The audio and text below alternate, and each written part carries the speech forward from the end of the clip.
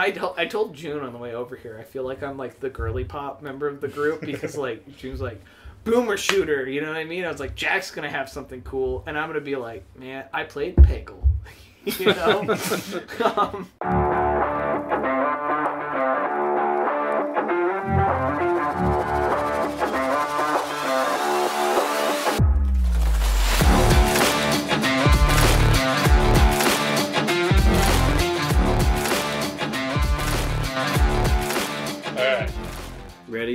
Ready. Who wants to start?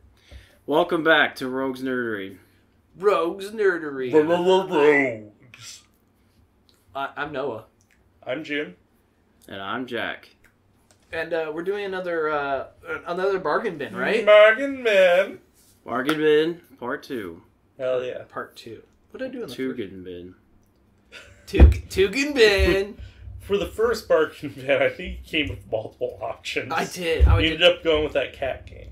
Yeah, if you didn't listen to the last bargain bin, you should go do that. But the process here is simple. We each find a $5 game, we bring it to the table, and we talk about it. Or under. Or under. Oh, God forbid you bring a $4.99 game to the table. You have to, narrow it down to specifically $5. Oh, shit. I might need some more preparation time. So what did we all bring? I personally want to hear about Jack's game, but you don't necessarily have to go first if you don't want to. Let's all say our game. Okay. My game was Nightghast. My game was Zorch, but the title screen calls it Zorch Maximum against the alien brain suckers. My game was Chuzzle. What is a Chuzzle? What's a Chuzzle? You know those when you go to the Dollar Tree or something, you see those little Super Ball things with a bunch of rubber strands coming off them. You know what I'm talking about? It looks like a little pom-pom. Yeah? They're kind of like those, but they're little creatures. Okay. They're just fuzzy little guys. They have googly eyes though. Interesting. Okay. It's kind of like, I hate saying this. It's a PopCap game, so it's it's kind of like a Candy Crushy, a Bejeweled type of thing, but it's different. There's 6 rows of these little guys, and each row is the same as you slide across. So if you slide from left to right or up to down, right? If you slide from left to right, whatever one's going off the screen on the left is coming on the screen on the right. Okay. And vice versa, and same vertically too. So it's basically just matching stuff. Let me look it up for you. PopCap, popping and capturing. No, they're just a studio. So they originally did it's a studio. Bookworm, or I think they specifically, because I ran into some stuff that I'll get into. I think they specifically published. Pardon me, Chuzzle. I think it was a different developer.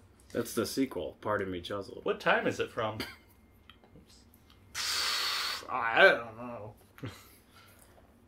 Oh, that is not what I pictured. It's a little puzzle game. Now I understand. I've definitely seen this before. This is incredibly familiar. So you make groups of 3, and they normally you just progress through the levels. There are different play modes of it too. There's one that's just Zen, where it's just you're just casually matching stuff, and it doesn't really matter. Score doesn't matter. There's another one that's time. If you get locks on a certain Chuzzle after a bar counts down, or you don't make moves in time, and you can't move either row that Chuzzle is in.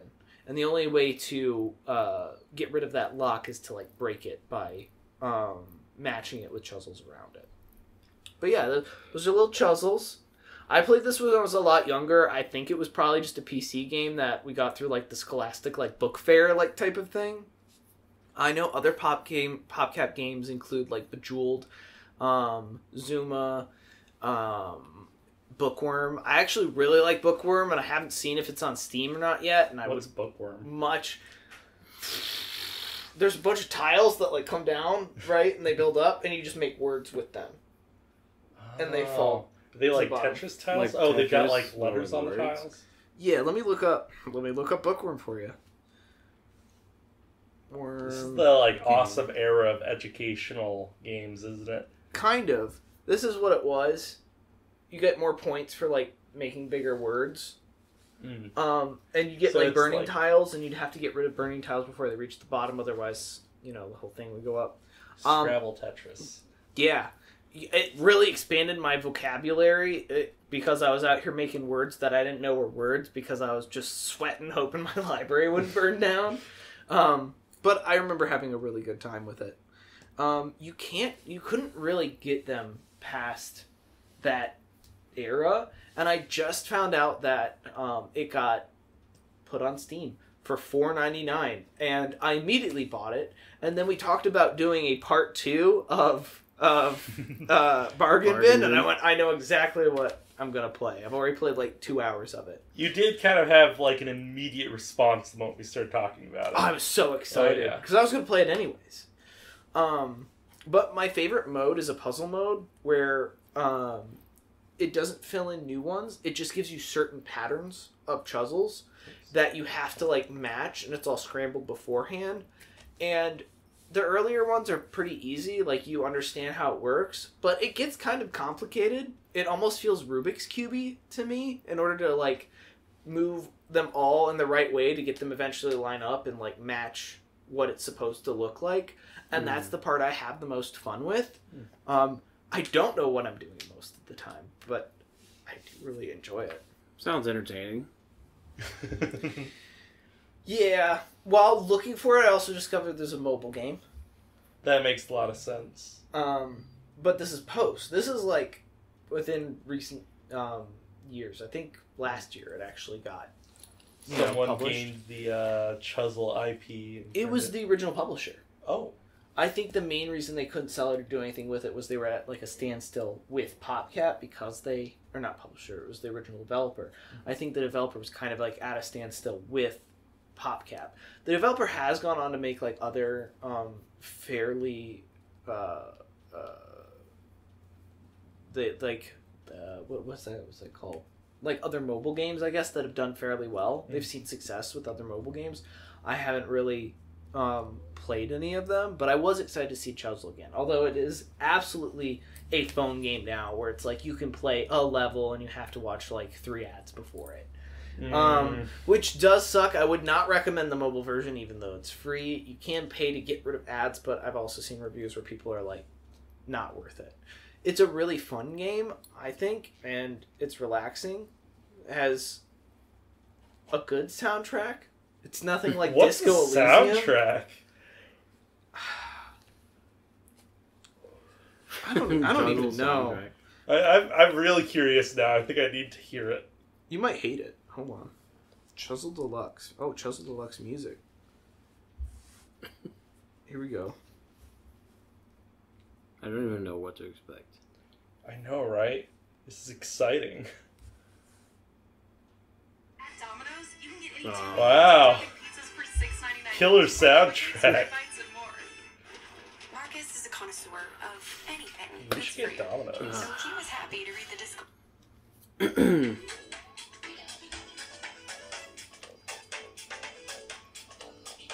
Okay. You get the rhythm. It's decent. Yeah. I think it's the best it could be. I'm like it. going to say something real weird here. I think this would fit Zorch better than Zorch's own soundtrack. Really? Yeah. I don't know who posted this. It's VGM for the Soul, so I doubt we're going to get demonetized for this, but... We're not monetized, so we can't be demonetized. You know what? That's a good point. Yeah. I don't know. I just have a good time with it. A lot of the times I'll get on Discord and be talking to someone, and I don't want to play a game that's too involved, especially given whatever the conversation is, or if we're catching up. So this is also just a good game to throw on and just play in the back of my mind. I'm fully engaged with it, but it's not too much that I can't have a conversation with someone else as well. So if anyone's talking to Noah, just know that he might be chuzzling on the other side of that phone call. That's true. You cannot tell if someone is chuzzling on the other side. It's either Chuzzle or Fortnite. So God, I absolutely understand that one. There have been so many times where Audrey has had to ask, like, are you playing Minesweeper right now? While we're, like, in the middle of load screens or waiting for something to complete in a game, I'll just be like, yeah.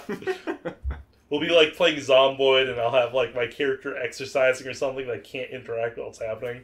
I'll just, like, pull Minesweeper. I did have a problem since it feels just like a shoddy, like, not port, but they had to do some stuff to it because it was definitely, like, older PC. Yeah. They did not have, like, a 1080 specific resolution, but they have some that are close to it. And the game did absolutely freeze when I chose that. You do have to, like, force quit. I had to. I don't know if everyone will have to, but definitely up that resolution. Otherwise, it looks bad. It doesn't look great with the better resolution, but it looks a lot better. But beware, you might have to just force quit it and start it back up again. It'll be fine. It'll be fine. But I will think to lose a run too. Well, I'll just do it in the menu. Ah. You gotta go to see. the options anyways. Yeah. But I really enjoy it, and I'm gonna rack up probably quite a few more hours on it as well. Interesting. I remember having a lot of nostalgic ties to it, but it does feel very mobile game to me nowadays. Yeah. But better because it's not mobile; it's just a full game that I can play. I wonder how it is on Steam Deck. It'd probably be pretty good. It is a satisfying game to play with a touchscreen, having played it on my phone. Again, I wouldn't recommend that version of it, and it's a lot different. But it'd probably be really good with a touchscreen. Do you use your touchscreen on your Steam Deck? Not usually, unless I have to.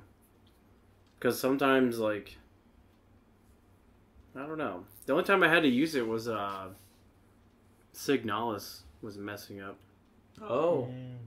and this thing wasn't working properly. I had to, like, touch the screen to, like, move something. But yeah, I was very excited when I saw it got put on Steam. I should look for Bookworm right now. But that's my $5 game. I don't think I have a ton to say more than that. There was a version that was released, I want to say like 8 years ago now, that you could get. It was just a PC. It was like a box set, like edition that did come with like a little plush Chuzzle. And they are extremely hard to find, and I did try and find one for this episode, but I couldn't. The Chuzzle box set. Mm-hmm. Legendary edition.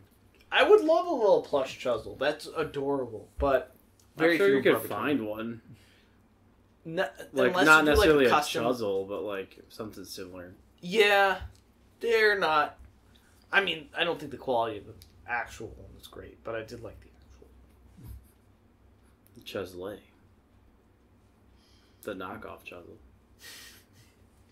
I don't have a backup. I have an honorable mention that I am excited to play, but I didn't. That's called Post Void. Post Void.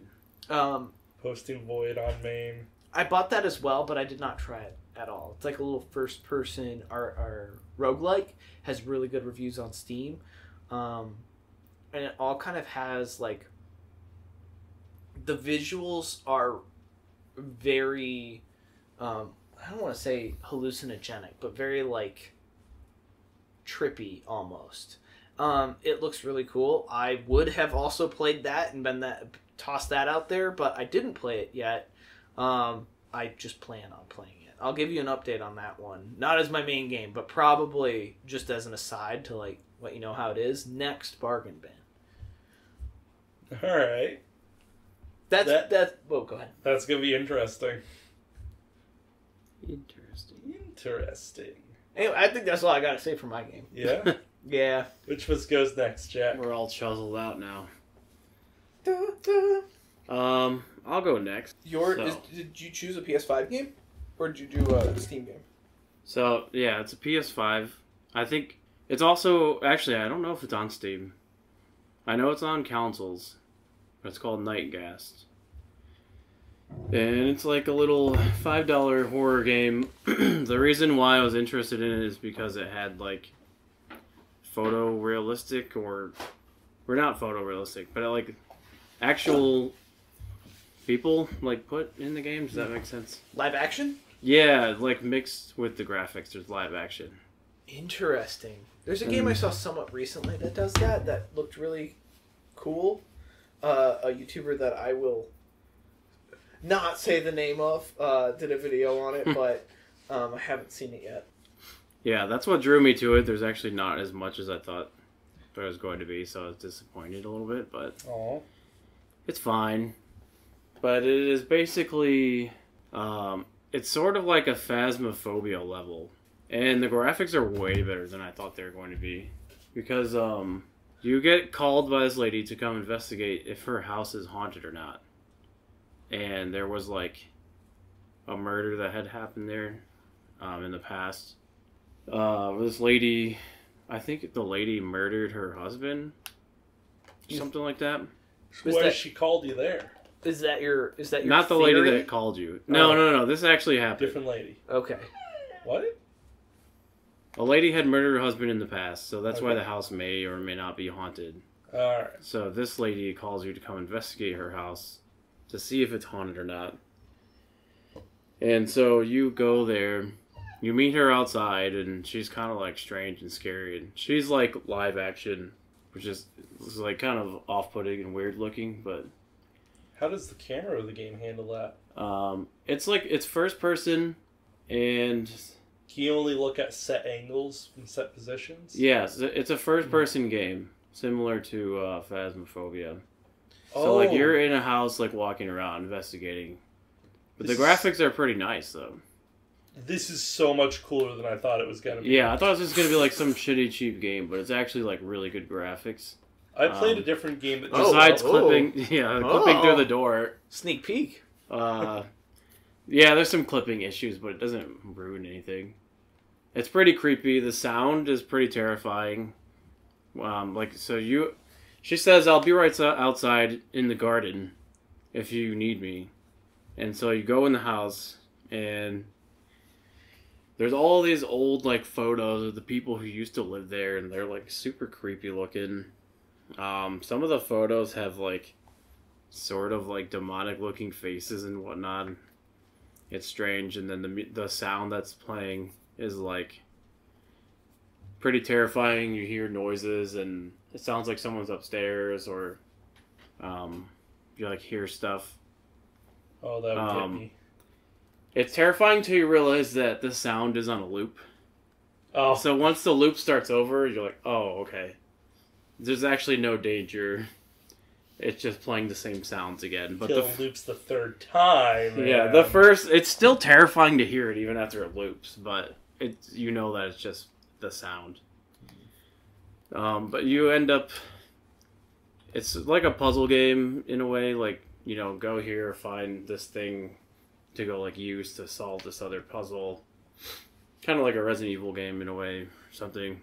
But you're like learning the story through the notes in like newspapers and stuff, and you see stories about like the murder that happened, but you also start finding notes about how the lady who hired you is actually like schizophrenic and she hasn't been taking her medicine. Oh, she starts like trash has been piling up in her house, and her house is like super disgusting, and her family like stopped dealing with her basically, so it's just like bad overall. It's like a horror that becomes a tragedy. Yeah.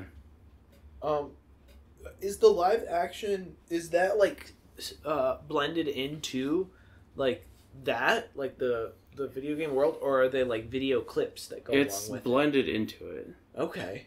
But yeah, at one point, like, I was kind of lost, and I went outside to find, like, maybe the lady's out there, and she's nowhere to be found. And then, like, you see, like, where a garden should be, but there is no garden, really. Oh. And I'm like, okay, so this lady is just insane. And then at one point, you see her, like, looking at you through the window. It's kind of like a jump scare. Does it play a little Sting? Yeah. Yeah. There's, like, There's some jump scares that happen here or there. We see like these like witches or something, and they're called like Snabelperkton or something. Snabelperkton. It's The folklore thing? yeah, there's like a lot of like folklore stuff happening. There's just like all these old family photos which are weird and creepy.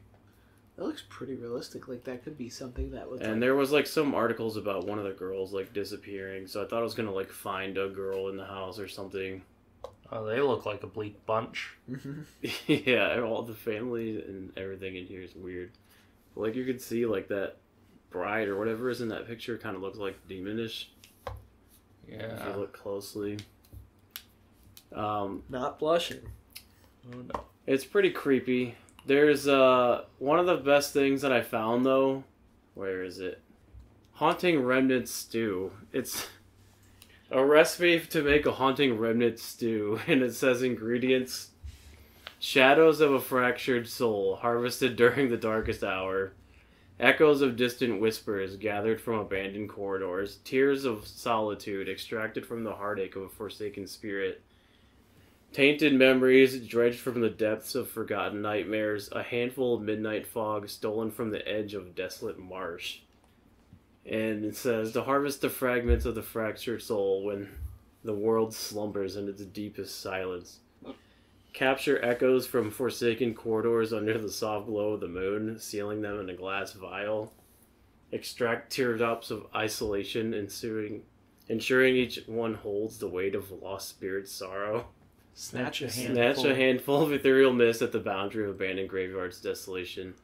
Combine these haunting elements in a cauldron over flickering candlelight, letting shadows dance. Allow the soup to simmer until a spectral aroma permeates the air, whispering secrets of the unseen. I think we could make this. This is good writing. When it says darkest hour, do you think it means specifically like on a new moon, just before dawn? I think it's during like your darkest hour. Oh, like so when like you're on having a... the worst time is when you have to go and collect No, it. you're not gonna be like, this sucks. I want to fucking die. Oh, time to go and like Yeah, you have to. It's about the collect my collection. fractured soul. No, I think it means a literal darkest hour. Oh, well, what is that? But there's like evidence. There's another article you find where they talk about You get like a... the Snabelperkton, which are like basically a group of like pagan witches or something. So there's like some history going back with that kind of stuff, and that's kind of what's happening here. You see sort of like a flash of them at one point, and then so basically you investigate, you do all the stuff, you finish, you leave, and then a couple months later, the lady who hired you, like, she kills herself, and the house is condemned, and so your character goes back to the house with the camera, and it's all like a green, like night vision. You have to like destroy these magic sigils that are on the wall, and the house is being like haunted by like this goat that's walking around. Just like a normal goat, or like a It's goat? like a normal goat, but it stands up and like kills you if it sees you. Otherwise, it's on all fours. It's pretty like cheesy, but it's like it's terrifying to me because I'm scared of video games. Do you have any footage of the goat? Let me see if I have footage of the goat. Seen footage. Oh, there's a sigil. Yeah, so you have to clean the sigil. How did you clean that? Because I saw the camera doing like weird stuff. Do you have to like actually like wipe around? You like combine soap with like a rag, and then you just use it on the wall, and then you wait for it to go away. I don't think I on get. the ground Yeah. and on the wall. Yeah. on the wall. This looks cool. Yeah, so at the end, you clear out the house. Like, that's one of the, like, Snabelperkton that pop up. The dude that you're playing as is still, like, I witnessed some dark things, but I'm not sure if the house is actually haunted.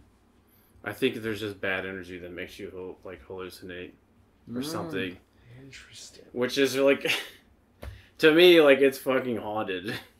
What does it mean to be haunted? Bad energy that makes you see things. Could be its own form of haunting. Yeah. Oh, the goat. Yeah, that's the goat that chases you. Do you have to hide from it? Like, Yeah. Okay. You gotta like wait for it to go one way and then you go the other way.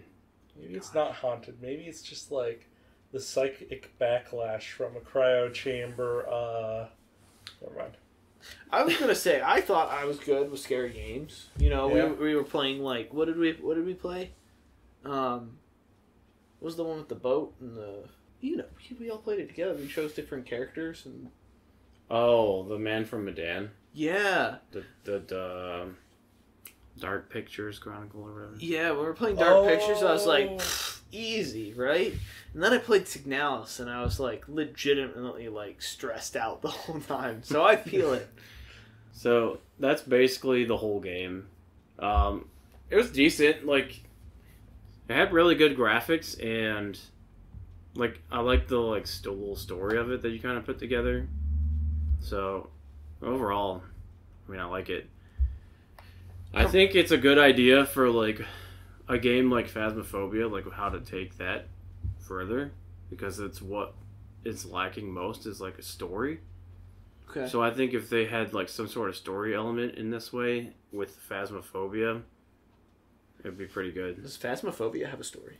No. Oh. You just go into each house, try to figure out what kind of ghost it is, and then you guess and you leave. But I think story elements like this really add a lot to that. I'd agree. Some background or details definitely enhance like the unnerving experience. I think. Yeah. Is Phasmophobia one of the games where the ghost is played by a player? No. Oh. Good. No, you just play like a team of people who go in and you use like the spirit box or like Good band. you know whatever else you got to like pick up clues and try and guess what kind of ghost it is, Interesting. and then you leave. I've seen gameplay of it, but I have not personally played it. It does look fun. Yeah, I think Left 4 Dead. Ghost they could Hunters. learn a lot from something like this.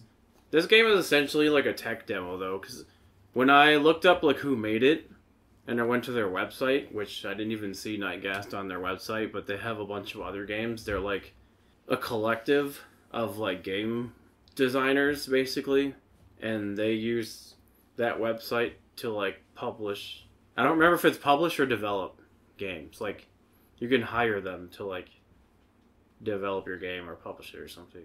Are they all using the live action? No, there's like all different kinds of games. Gotcha. Like everything's unique. Interesting. So it's basically like, yeah, you go to their website and they're just like, you know, sign up and we'll do this for you in your game or whatever. Do you know the name of the team? I can look it up real quick. There was one game that used live action implemented into it for a horror game that I played a while ago. PlayStage Interactive? PlayStage. PlayStage? But it did not do it nearly as well as it looks like this does. Because it required you to, like, move between fixed spots that the camera had to be, like, attached to. I see what. Oh, okay. That footage of Oh, like, yeah, the I lady. forgot. Yeah, there's like, the doors open automatically and stuff when you like walk by them. It's real creepy. There's definitely like not like a filter, but like that makes a lot more sense. I see how it like Yeah, see, like that was her peeking through the window. is jarring, but that fits really well. I was Oh, expecting dude. it to just be like a straight up like, 4K like video No, it's overlaid. Yeah, sort of like low quality, but like creepy as hell. It reminds me, well, I don't even know if that's it. I don't know if I could play this game, I'll be honest. Looking at her through that window is, ooh. Yeah. There's really not that many jump scares, but the ones that were there scared me, but they didn't scare like little Jack or Jenna because they were watching me play it. It didn't scare either of them? No. I actually, nails. Were you the the only end one part with the jumping? goat, I had Jack do it for me because I couldn't do it. So, yeah. How long would you say the game was? It took me 2 hours. That's not bad. So someone else could probably do it in half that time. Depends on how long you spend reading and if you find the puzzles right away. But there's a lot of cool stuff around the house. Like, I wasn't 100%. Little note that says, "Bloodstained hands accuse me, whispering the sins that no soap can wash away." And it's got like a little child's bunny rabbit on it. There's just all kinds of creepy stuff that you find all over this house. Very interesting. I don't know what that says. I don't either. It looks very Slenderman-y, though. Yeah, I thought it was going to be helpful to the puzzle in some way, but it wasn't. And then you find this journal, which is like pretty creepy. 2 shadows. Oh no, those are the. That's what my journal looks like. And this whole thing on the wall here is like very creepy with like the family tree photo. And What does that say? never follow the crying woman into the fog. It's a path to the abyss. And the other one says, beware the woods at night, for in darkness the trees have eyes. These are signs on the wall that are very like live, laugh, love core, but instead they're just creepy. Like I kind of like that. Good aesthetic. I would hang the never Yeah. follow the lady into the fog one. That's a fun one just having around the house. Good advice. You know, It read it really on the way is. out the door. Mostly if you live somewhere with a Ooh. lot of fog. I guess that's all I have to say about Nightghast. Good game. What was the price? $5. Even? Yeah, I think it was exactly $5. Not bad. All right. Well, It's time. worth it. I think. I don't know. It's good. I would play it. I'd pay the $5. I don't have a PlayStation 5. It's But- on Switch, I think. Oh, I'm pretty sure it's on all consoles. But I don't know Oh. if it was on Steam. I'm That going to walk definitely out of this sweetens the deal. session today $10 lighter. Oh, well, I'll buy Chuzzle for you if you Yeah? plan on playing it. Absolutely. Well, then I'll buy Zorch for you, and then like we're even. And then I'll buy Zorch for Jack for good measure. All right. Speaking of, we ready? Do we want to rate games before we move on to the next, or are we just gonna do all that at the very end? Chuzzle, 5 out of 5. Nightghast, 5 out of 5. Nice. Honestly, yeah. I like the little stew, the remnant stew or whatever it's called. We should try and make that. For our Patreon, you know what I mean? Our Patreon, we will make Remnant Stew. I'm gonna put Zorch at a solid 6 out of 8. We didn't even talk about it yet. That's how Okay, good it yeah, is. that's fair. Okay, so when you look at Zorch and you see the price tag, there's this category of shooter that you expect it to be, right? Because Okay. there's a lot of shooters out there on Steam that are really cheap, that are just like made out of like Unity assets that are just like cobbled together into something where the person's making like baby's first shooter, and they don't want to have to make their own models. They don't have to make their own scripting. They're putting it together so they can get something out there. And that's like perfectly fair and valid. Zorch is not that. Zorch is a like $25 game tucked into the trench coat of a $5 game. It is a excessive amount of content for the price. Do I think it is a perfect game? No, and I'm going to get into that. But I do think for $5, it is probably the best, like, a game could be. Is there such a thing as a perfect game? No, Okay. absolutely not. I just But want to, you know. there is, then it's Super Mosh. Anyways, Zorch is a shooter that is taking inspiration from, like, Unreal 1 and Quake 2, and I would argue a little bit out of Half-Life 1. If not in, like, mechanics, then at the very least for, like, the excessive vents everywhere and the traveling on a tram at one point. But the game is designed around, like, methodically using explosives and its, like, buttery smooth movement system to outmaneuver some very maneuverable enemies that are jumping around at all times. Buttery smooth.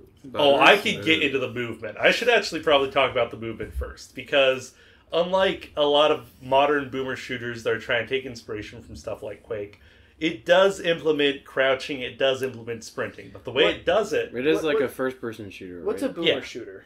Boomer shooter is like stuff that tries to take inspiration from like an era of when shooters were designed to be more arcadey. Things were tankier. There's more the focus on resource management than there was a focus on accuracy. And was generally more built around projectiles like fireballs and rockets than it was around hit scans. Sounds like Doom. Yeah. Sort of, Doom is very much a boomer shooter. Okay. And a lot of modern boomer shooters are heavily inspired by Doom, which is why it's kind of nice to see a game that is in the same genre, but is not, like, directly taking from Doom like the rest are. Okay. Anyways, the movement is actually probably where Zorch shines the most, because I don't know how to describe it, but sprinting in it feels really good. You can sprint in all directions, so you can sprint backwards, sprint left or right. The only thing about sprinting is that you cannot shoot while doing it. If you've got dynamite out somewhere, you can always like hit the button to detonate it. But other than that, you have to stop sprinting to start shooting, which interacts really neatly with how enemies like attack you, because almost none of them can like directly just like track you and then shoot you while you're sprinting. They have to like be shooting in front of where you're going to go, so you get a lot of response time to be able to be like, oh, there's like a rocket going in front of me, or oh, they're shooting in front of me. I can just like jump over this, or I can just like slide under it, because crouching during sprinting gives you a really satisfying slide. Now the slide is cool because it knocks enemies over, which is super strong because you can just kind of go bowling and just like slide through a group of enemies, have them all be knocked over, turn around, toss some dynamite onto them, and then just keep running. It's great. It feels so good. Especially since I think the slide makes you invulnerable while it happens. I haven't been able to prove it, but I don't think I've been shot once while sliding. So that's where my sneaking suspicion comes from. How many hours do you have done it so far? 6. Okay. I would say that the campaign is about 3 hours of content. I took 5 hours because I wanted to find all the secrets. I did a lot of testing with the physics system of the game, because it is just fun to exist in. And then there's a bunch of like weird little extra maps that they released with it, that are literally just like testing rooms for dev tools. But I had fun playing around in those. That consisted of the last hour. What dev tools? Just do they expect other people to? Well, they put it there in case you want to fuck around with it. Okay. There's like one that is just a room with like every single enemy of the game in it, and like every weapon pick-upable in it, and it's really hard to like make any progress. But I kept throwing myself against that wall because I was like, I love the idea of going into a level starting with just the wrench and then having to work your way up to better weapons. Just like take everything down in the course of like 10 minutes. It's so much fun for like a weird little dev tool. Okay. Anyways, the movement of Zorch gets more interesting in that it feels like the lower half of your body is almost... it feels like it can pass through geometry, right? So like you're standing up, and if you run full speed at a fence, if it does not go over your like waist, you run over it. You don't even notice it. If you like jump into the air onto like a ledge of something, you just like phase through the ledge and then like stand up to your full height after you land on it. This is like vaulting and clambering. Sort of, but without an animation to it. It just happens. Okay. And without any sort of inconsistency, you don't lose any momentum from it. It's like you're parkouring through really complicated geometry, but despite how it feels, you're only actually like a tiny little piece of collision. So you're able to just like breeze right by all the walls that you're passing by. You can just breeze right over platforms. You never like clip your foot on something. You never bump your head on something. You just like, if you're going at full speed, nothing will slow you down. The game's great at managing full speed. And it doesn't give you like a double jump or something, but it does give you a kick button. And in modern boomer shooters, there's been a little bit of a push towards having your melee be a mobility option as well. Honestly, probably the past 3 of them that I've played have had kicks just propel you forwards. This one instead gives you like, it messes with your vertical momentum so that you can like maintain vertical momentum after a jump, right? Oh. It gives you a tiny little stall in the air if you're like falling, right? So like you can get up on top of boxes you wouldn't otherwise be able to by like just kicking the floor or kicking an enemy underneath you or shit like that. It's so good. Especially since it's like causing knockdowns on them every time you do it. Do you jump when you kick? Or is it like you jump and then Only kick? if you jump and then kick, yeah. Okay. But it feels so good. Now, all this mobility unfortunately comes with a different cost than the game design, which is the game's absurdly easy. There is very little a enemy in the game could do to put you in danger. And I think the dev knows this and focused, instead of making it like into some sort of like hardcore shooter experience where you have to like get through situations by the skin of your teeth, they just like design encounters to be like fun and rewarding to just like test out interactions and do cool shit in. If you the like starting weapon of the game is a wrench, right? And you can toss the wrench like a boomerang and it knocks enemies over wherever it hits them. You could probably clear almost any room in the game just with the wrench. Especially since some enemies like drop their guns, but you wouldn't even need to pick those up. You could just like, it would take a long time, but you're never going to get hit if you're like focused on matrix dodging everything. Is there difficulties? There absolutely is. And I was playing on the highest difficulty that does not respawn enemies. What? Because they added in like, so Doom had a really high difficulty that was made to just like almost be a bit, where the idea is that once you kill an enemy, it can then respawn a little bit further down the line. So if you backtrack through a room, you're going to keep running into the same enemies over and over again.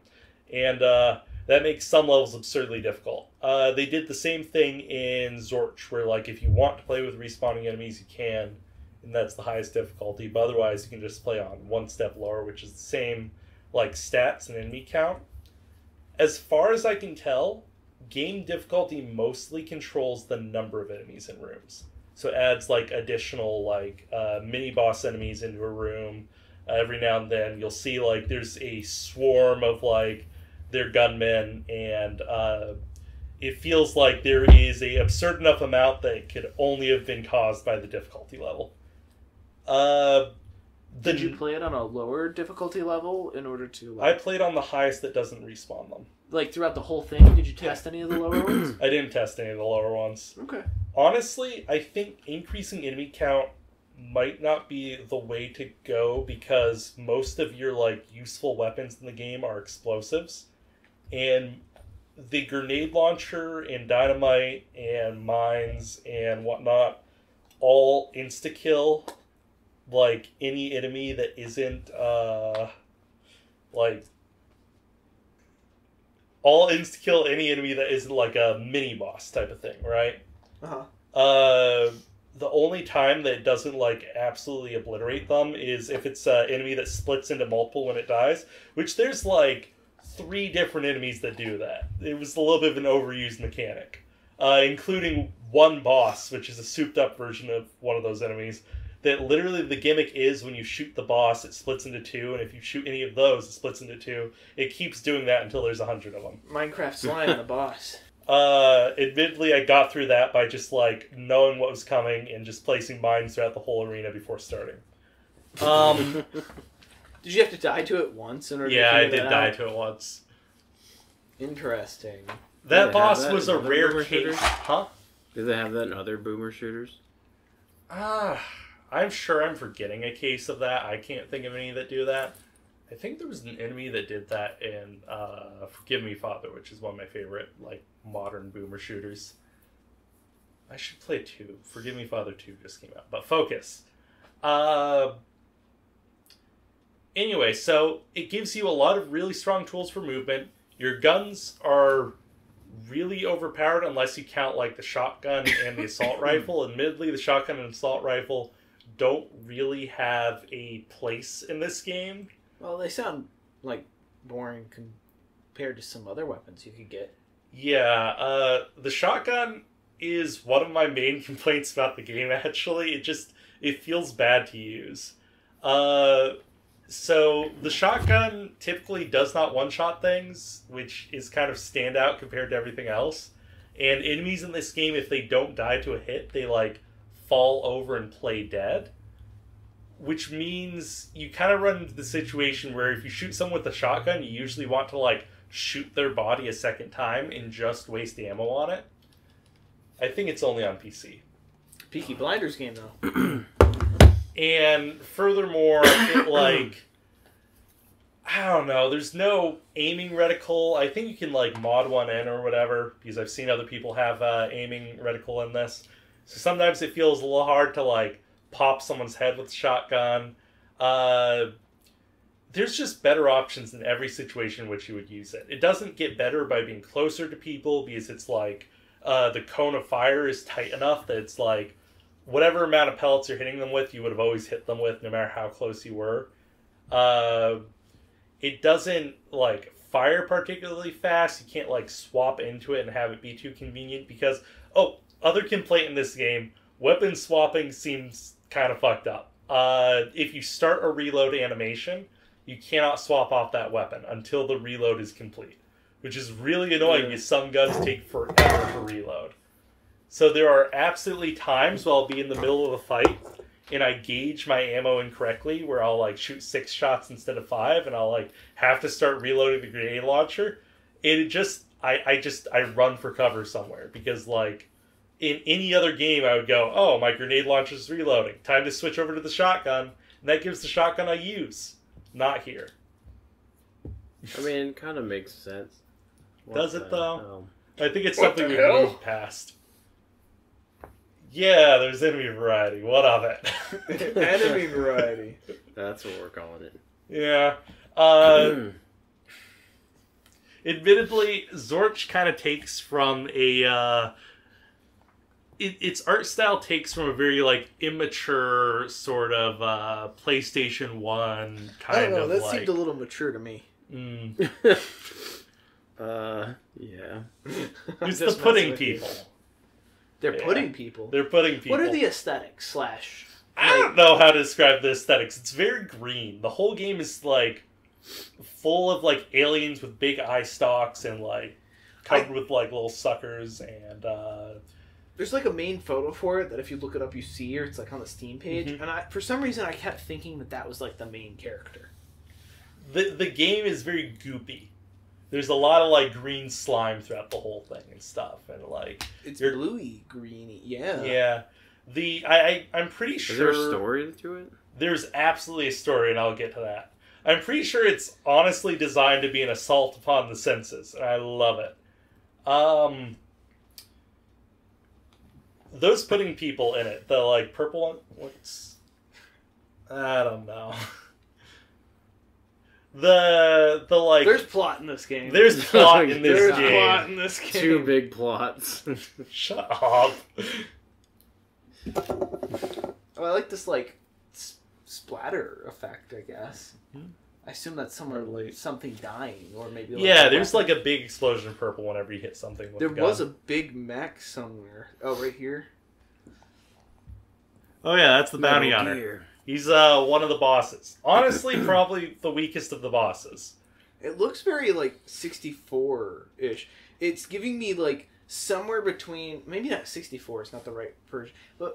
Word. But it's giving me somewhere, like, looks-wise, in between the first Deus Ex and, like, what's the dream game? The, Psychonauts. Like the first Psychonauts.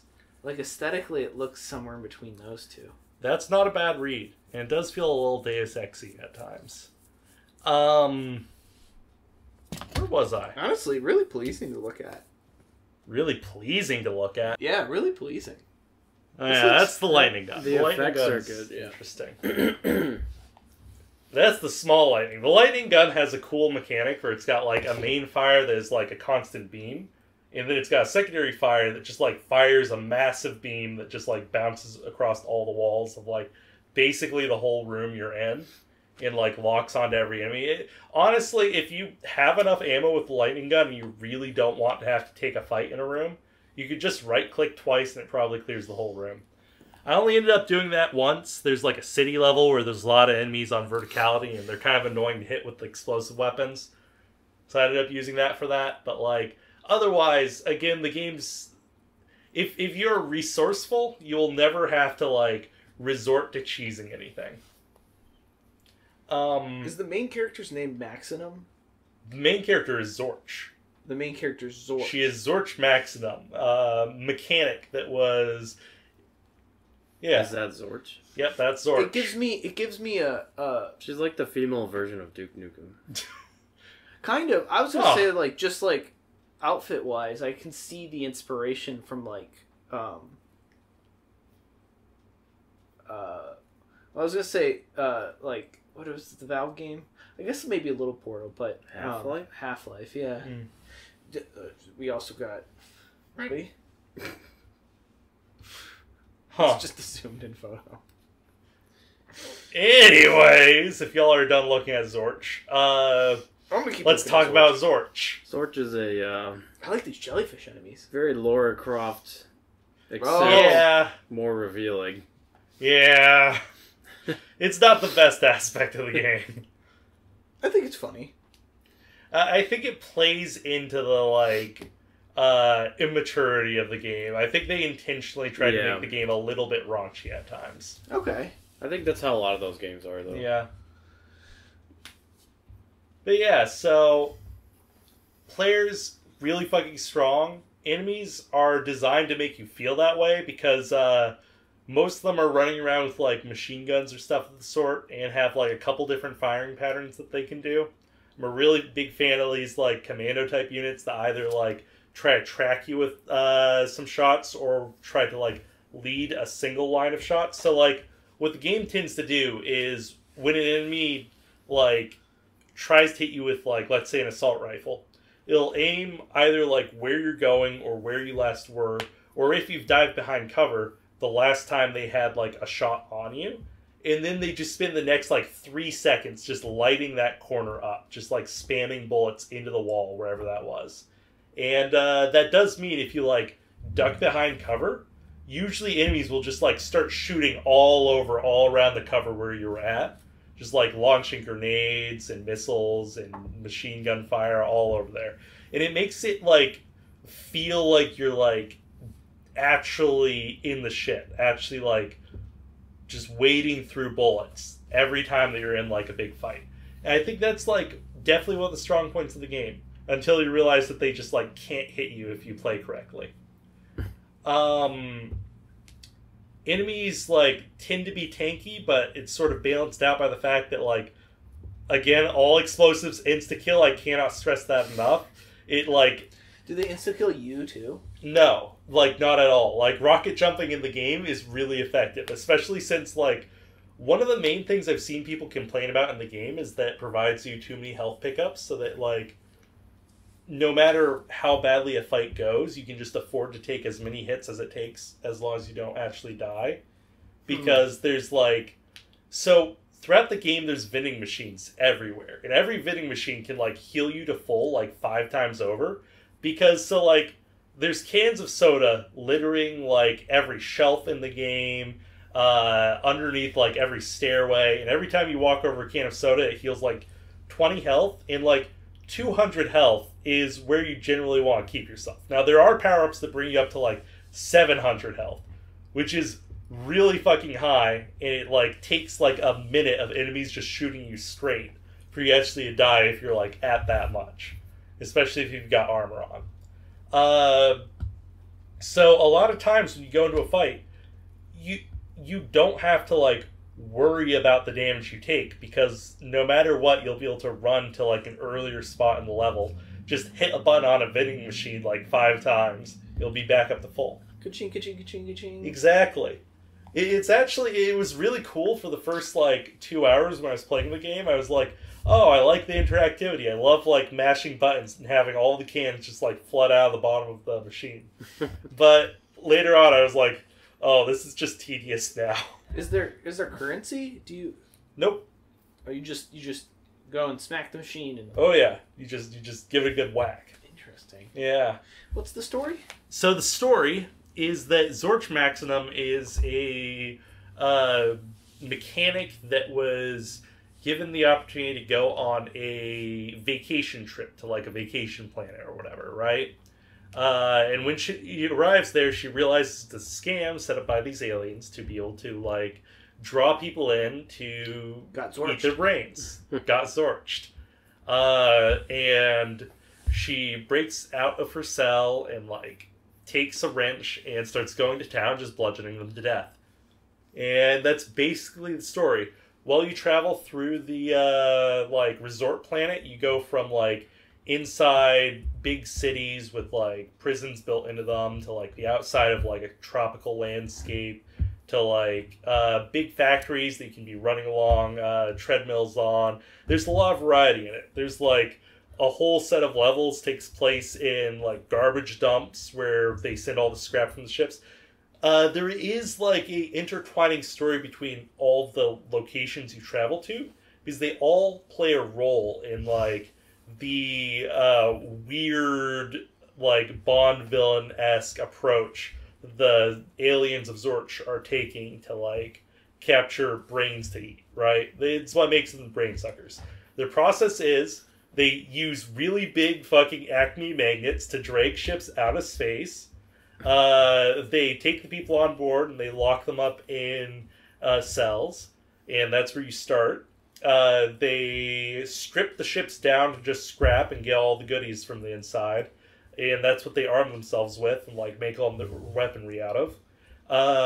And it's also why the, like, junkyard plays a really big role in the game, why there's, like, a huge section of the game dedicated to the junkyard.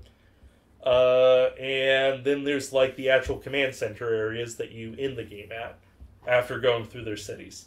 The whole time that you're exploring the place, you're being communicated to by some sort of psychic force. And at the end of the game, they basically explain the story to you, where they're like, yeah, all of the, like, aliens here used to be normal people that ended up trapped in this galaxy because this galaxy did not have the resources they make their fuel out of. So when they traveled here, they ended up trapped. And I don't know, the story of it's really weak. They, like, turned into aliens, or they were aliens to begin with? They were Did aliens they always to begin suck with. brains? They didn't always suck brains, but they realized that the chemicals in a brain are, like, addictive to them, like, partway through. Oh. I don't know how they discovered that one, because they would have had to, like, have attempted to suck a brain in the first place. Brain vape. The big ol' suckers on them that they used to suck brains out were originally designed to, like, suck nectar out of flowers or whatever. Oh. It's interesting.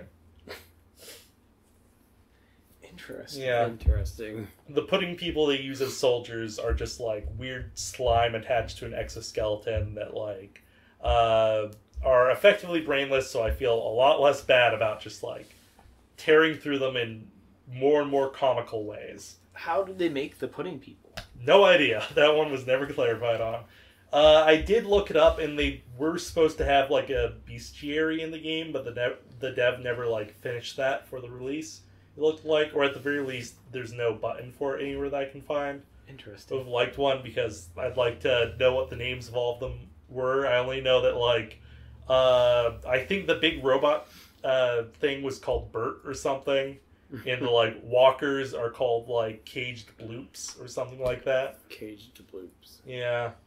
Bloops are weird barnacles, and really fucking tanky. So they could have made the pudding people look any way. Yeah. Okay. It was an active choice by the alien brain suckers. That makes sense. Anyways, really well designed levels, except for, like, the excessive amount of, like, ammo and health throughout all of them. Like, honestly, you could play the whole game with just, like, one weapon of choice and just, like, never worry about swapping weapons. That's how much ammo there is. I like that. I mean, it might not be like great quality for, like, a boomer shooter, No. especially if that's, like, the style of game it's going for, but for me personally, if I find a weapon I like, I just want to keep using it. The style of boomer shooters, ever since Doom came out, has always been have every weapon fulfill different roles, and the, like, mental game of the game is deciding, like, what resources you're willing to spend in what situations, in what future situations that takes resources away from. So you can, like, solve this problem by using your rocket launcher, but that does mean you won't have the rocket launcher for a different problem further down the line. In this game, if you decide you like the grenade launcher, which effectively is this game's rocket launcher because it can do either grenades or rockets. A grocket launcher. A grocket launcher. Rocket. The grok. Anyways, if you decide you like the grenade launcher, you're never going to have to switch off the grenade launcher. After, like, every single fight, the game, like, fills you back up to full ammo, basically. And just ammo dropped by enemies, and, like, there's a couple, like, arsenal rooms throughout every level. Is the ammo interchangeable with weapons? No. Oh. It just gives you too much. Okay. You've got... So, like, the rundown of weapons is you've got the wrench that you can, like, bash enemies in with or toss, which, like, isn't the best thing in the world for killing things fast, but can, like, infinitely stun lock something by constantly knocking it down with the throw. You've got the pistol, which shoots, like, little traveling laser balls that, like, bounce off walls and lock onto enemies. So, like, it kills things very slowly, but if something's moving very quickly, which a lot of things do in this game, then it is pretty efficient. It's like alt fire allows you to put up a big shield, which a lot of people online were complaining about the shield because it's kind of trivializes the game, like as many other things do, because it takes forever for enemies to break the shield. It costs nothing for you to put a new one up. It's like if Sigma was allowed to just like have an infinite health shield that has 0 cooldown. Oh, the good old days. And you can just kind of put it anywhere and then sit behind it and, like, pull the machine gun out or something. Is it like a bubble shield, or does it just go up in front of you? Nah, it's just a big circular shield that goes wherever you place it. You can put it above, below, in front, wherever. Okay. I saw someone complain to the dev about the shield, and the dev responded with, like, man, if you think the shield is the thing that is letting people break this game, like, if someone's resourceful, the game is not going to be hard. That's not the point. I mean, that's fair. And he also said that he saw very few people actually using the shield when they were doing testing for the game, so... Is there, like, a modding community for this? Are there, like, things that can, like, think there's enhance a your modding experience? community. I never checked for a modding community. Interesting. I almost guarantee there is not, on account of the game was, like... So, the weirdest thing about Zorch is the dev made an entire engine to make this game.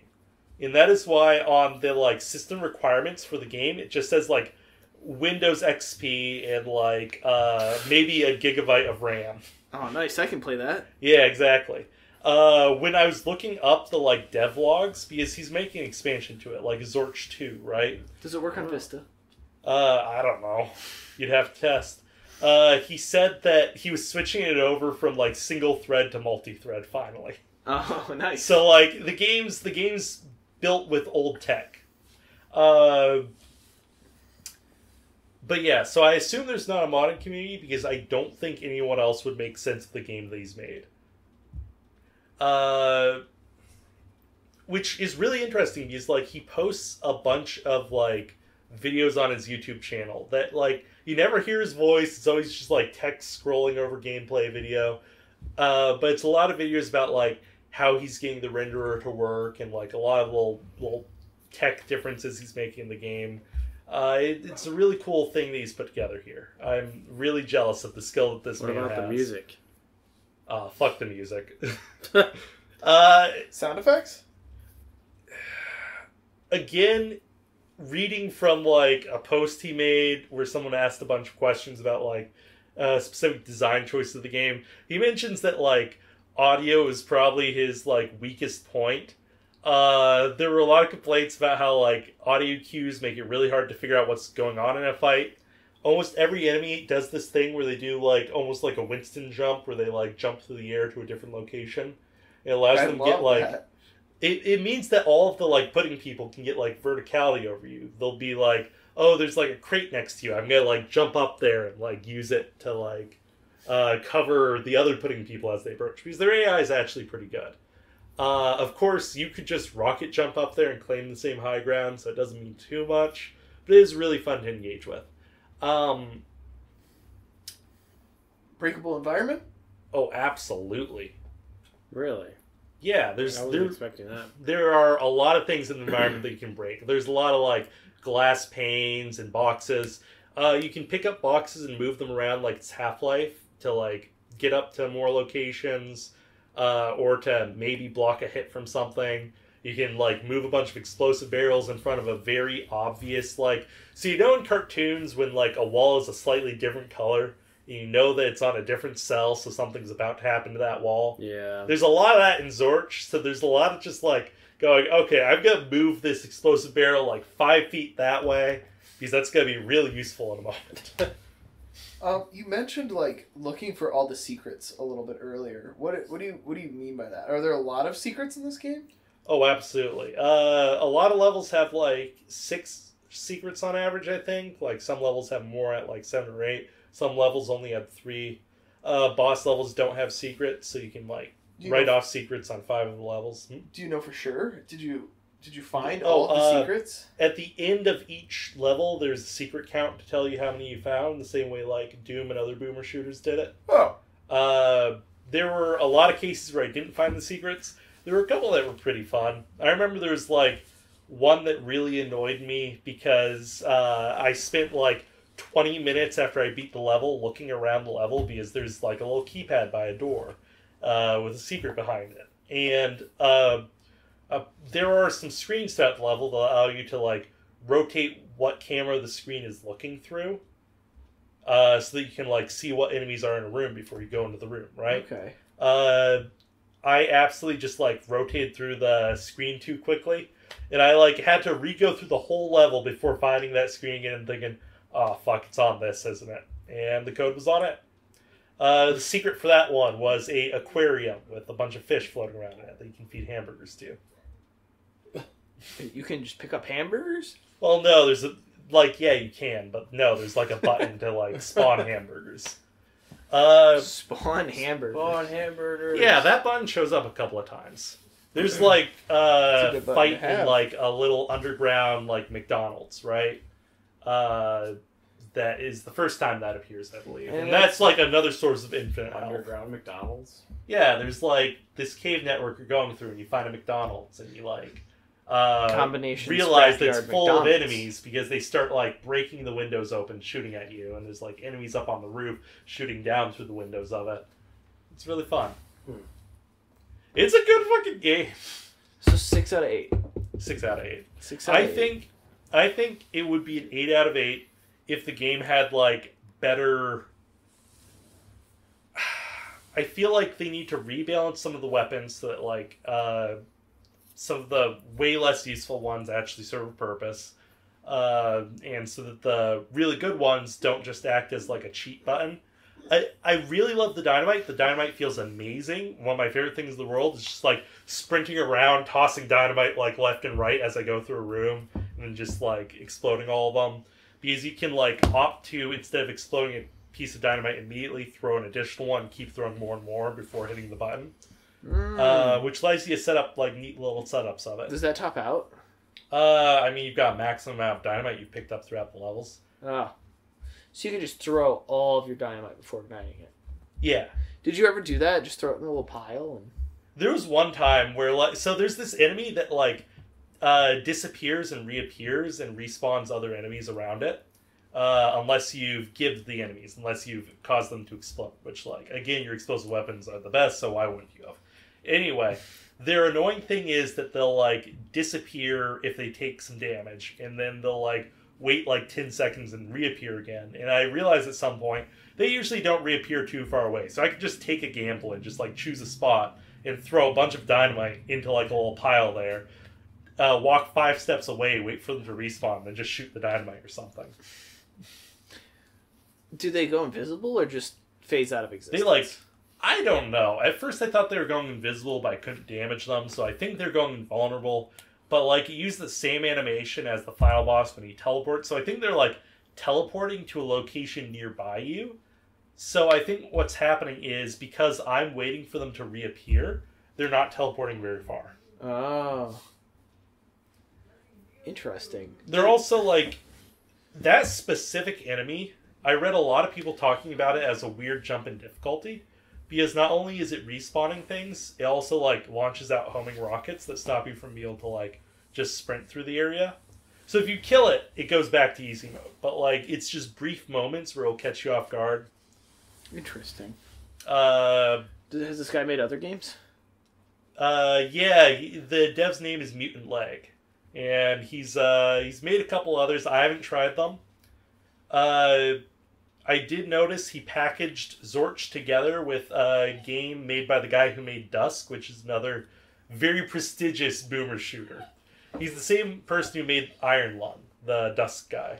Oh. Yeah, so Zorch is packaged together with some Goblin game made by him, which is interesting. I think I should probably mention that if you buy Zorch alone, it's $5, but the package between Zorch and this other $5 game is $4. For both? Wow. For both. Wow. I know, deals. 2 games for the price A of real one. bargain. 2 games for less than the price of one. Did you play the Goblin game? No, I haven't yet. Fair enough. Yeah. Interesting. But yeah, boss fights are interesting across the board. Unfortunately, like 2 of the bosses become like recurring enemies, which is kind of par for core. But like the first one is, I don't know, it's just like a really big health bar. Basically, it just like waddles in your general direction and fires like mines out and shotgun blast of explosives. Really fun to ride the explosives if it ever hits you, though. You can like get some real good airtime off of that. Like, so most of the rockets enemies shoot in this game you can shoot out of the air, but if you like are getting really annoyed and that it's really hard to approach them, what you can do is the old TF2 tactic of just like jump over it and just ride their explosive towards them. It's good. It's very hectic, though. Seems like it'd be fun Yeah. multiplayer. I don't think there's a multiplayer. I know there's no multiplayer. Well, if there I don't was. think there ever is going to be a multiplayer. Zorch If this 2. guy's like making it, like he is making it entirely from scratch. the He's like Zorch taking nothing from other things, except for I'm pretty sure he uses audio from like whatchamacallits, like public domain files of audio, right? Okay. The music is almost non-existent, except for like a boss theme that they end up using too many times, I feel like, because it's used for a couple of boss fights and then it's used for like 2 arena fights. It basically gets played whenever you get like locked in a room with something dangerous.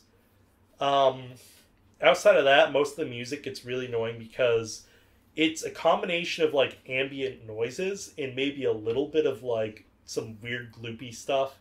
And those ambient noises can sometimes like kind of sound like something an enemy would be doing. So like when you first start a level and you're hearing the track for the first time, you'll hear like a weird roar in the background or like a sound of like a computer starting up or something.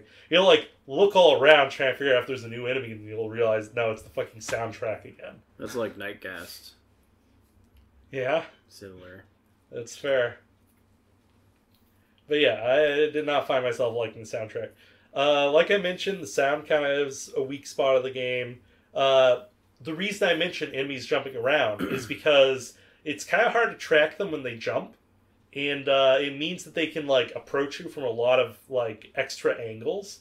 So it's really easy for an enemy to like get behind you, especially if you're like fighting on catwalks like you do for a lot of the arenas of the game.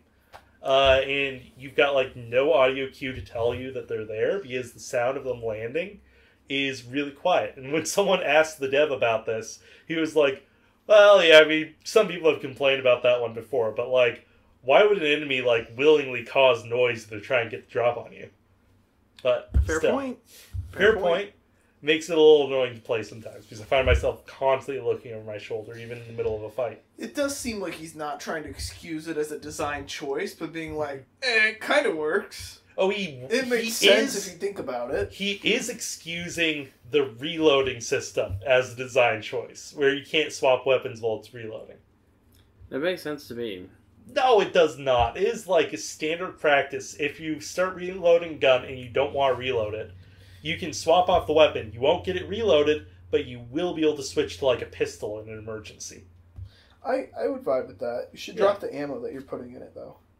I'd be fine with that. I just want to like not end up in a situation where like I've accidentally shot the last shot of my shotgun and I just have to like sit there eyeing the guy while reloading and just sprinting back and forth. That's kind of fun, though. No, it causes breaks in the combat. It means that... Oh, no! You reloaded, though.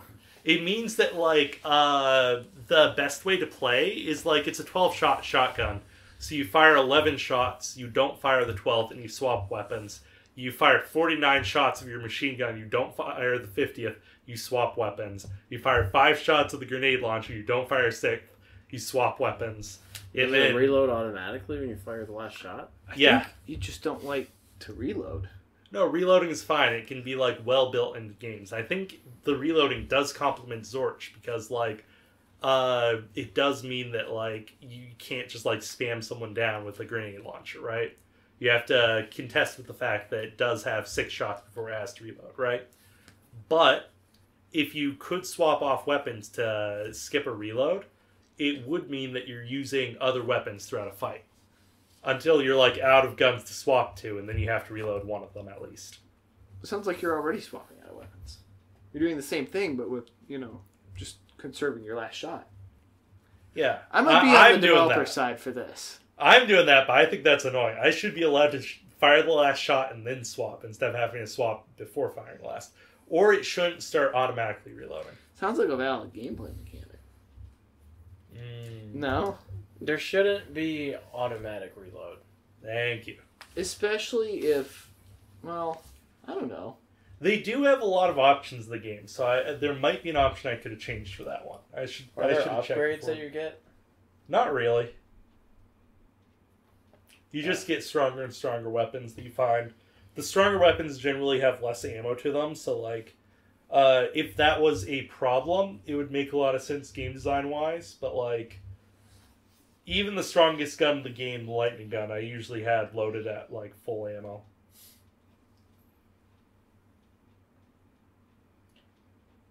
Okay. Yeah. 5 out of 5. 5 out of 5. 6 out of 8. Last one, 2 for the price of less than 1.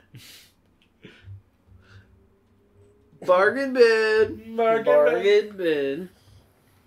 So yeah, I guess that's bargain bin. Oh, I got one more thing to say. Oh no. I got something to say. When I was reading through the dev responses to complaints, one person mentioned that there's a power-up that you can pick up that, like, causes you to go into rage mode, where you, like, don't take damage, you deal, like, 4 times the damage, right? Very quick idea. The thing is, it causes a really bright red texture over all of your vision that's, like, moving constantly. So someone complained, like, yeah, every time I pick it up, I have a hard time killing anything because it's really hard to see.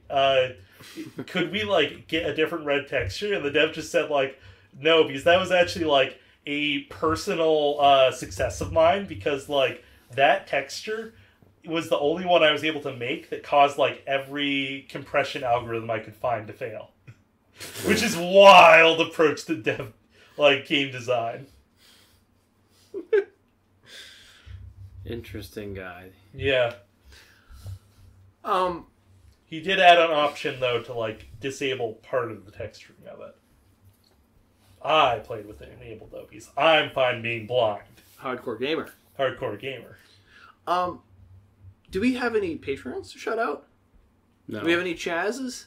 No Chazzes yet. No Chazzes yet. You could be the first, dear viewer. You could be the first Chaz. I would love for our first Chaz to be from Cumming, Georgia. Yeah, shout out to Cumming in Georgia. I mean, Cumming, Georgia. The city of Cumming in Georgia. Yeah, the city of Cumming. Shout out to Cumming. Shout out to Cumming. And what would you say was 5% of our listeners? France. Oh, in France, I guess. Shout out to Cumming and France. A little chagrined to say that, but, hey, France, what's up? There's also Japan. Wait. Got some Japanese listeners. Yeah. We're all over the Hell place. yeah. Allegedly. We're international. I don't know if you're real. You gotta let us know. Yeah. Are we just podding out into the void? Probably. Yeah. That's the best way to pod. Or everyone's a robot. Could be.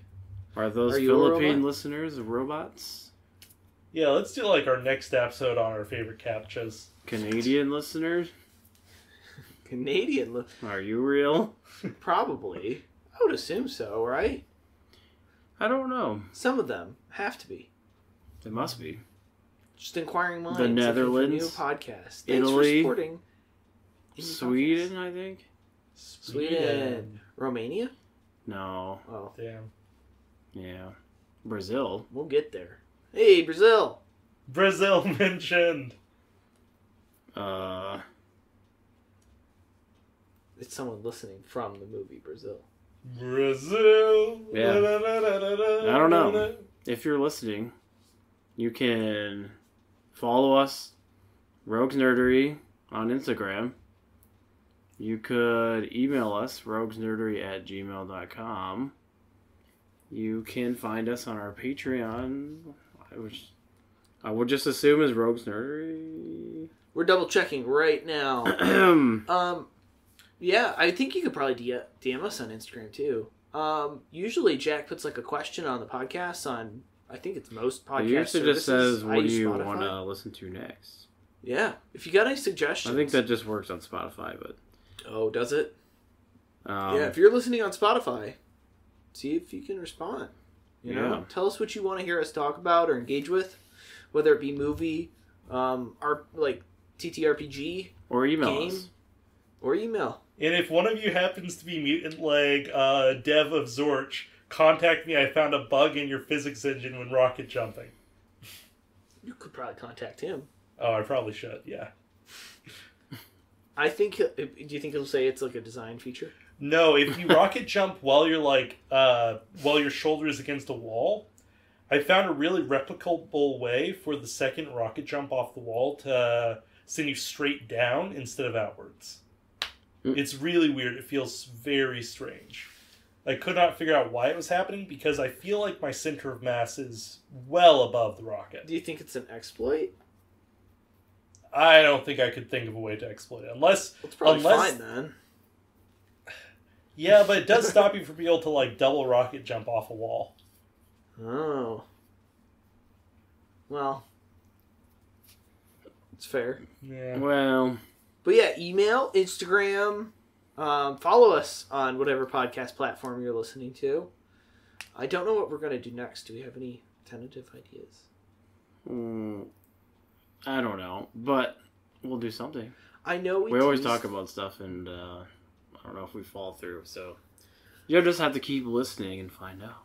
I know we teased the Mario movie, but I have seen the Lost Mario movie.